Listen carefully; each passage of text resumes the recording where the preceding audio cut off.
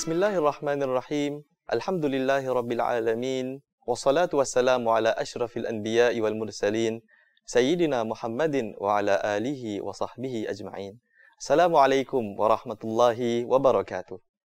Para penonton yang saya kasihi, pada perkongsian lalu kita telah mula membahaskan isu kafarah bagi puasa mereka yang terbatal disebabkan mengadakan hubungan suami isteri di siang Ramadan, iaitu seseorang itu perlu yang pertama melepaskan seorang hamba, dan jika tidak mampu untuk berpuasa 2 bulan berturut-turut, dan jika tidak mampu untuk memberi makan kepada 60 fakir miskin. Namun persoalannya pada hari ini ataupun pada episod hari ini adalah bagaimana pula sekiranya seseorang itu mengaku bahawa dirinya tidak tahu hukum tersebut? Adakah alasan ini diterima sebagai satu sebab untuk kafarahnya itu digugurkan?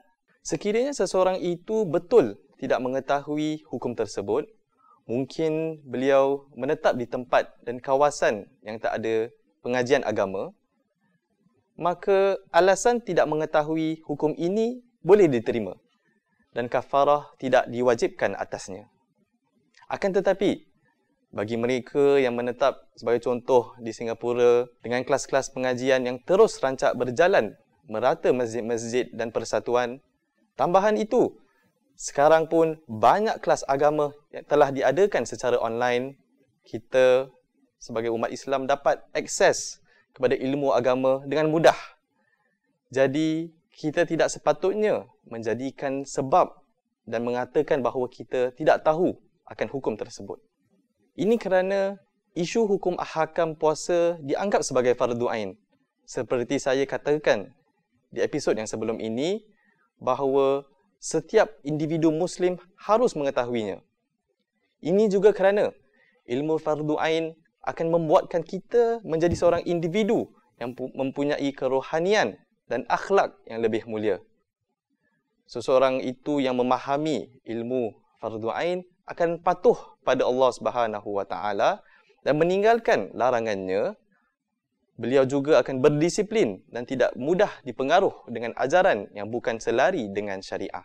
Walau bagaimanapun, mungkin ada beberapa di antara kita yang berkata, "Ustaz, betul, sesungguhnya sungguh saya tak pernah tahu hukum tersebut."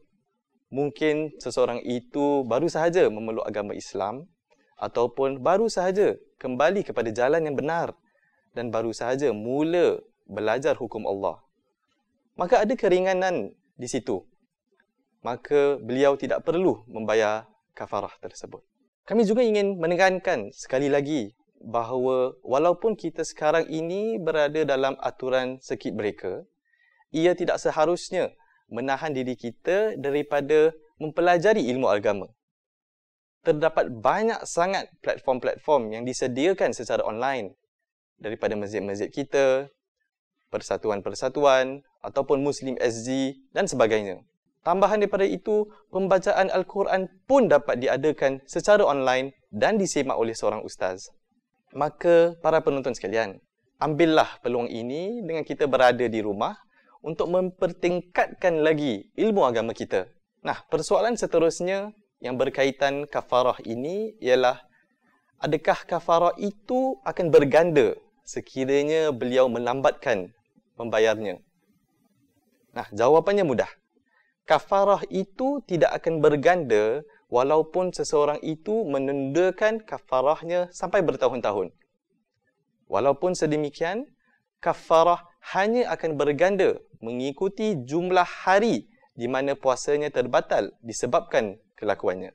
Sebagai contoh, sekiranya seseorang itu puasanya terbatal disebabkan dosa tersebut sebanyak 3 hari dalam bulan Ramadan, maka kafarah yang perlu ditunaikan ialah sebanyak 3 kali ganda. Ini sama seperti qada salat. Ia tidak akan berganda jika kita melambatkannya. Tetapi kita sebagai seorang Muslim, kita tahu bahawa perkara yang perlu qada, kita harus mempercepatkannya. Nah, sama juga dalam situasi ini. Kemudian, soalan yang terakhir yang saya ingin kongsikan bersama anda adalah, Adakah kedua-dua pihak, suami dan isteri, wajib mengeluarkan kafarah yang sama? Isu ini telah dibahaskan oleh para ulama sebelum kita dan terdapat banyak sangat pendapat tentang perkara ini. Akan tetapi, pendapat kebanyakan ulama ialah si isteri hanya perlu wajib mengqada puasanya yang terbatal, lalu membayar kafarah, memberi makan kepada 60 fakir miskin.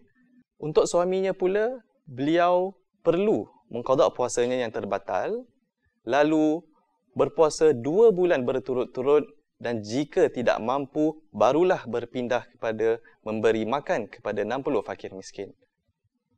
Itu sahaja daripada saya untuk episod kali ini. Wallahu a'lam bissawab. Wassalamualaikum warahmatullahi wabarakatuh.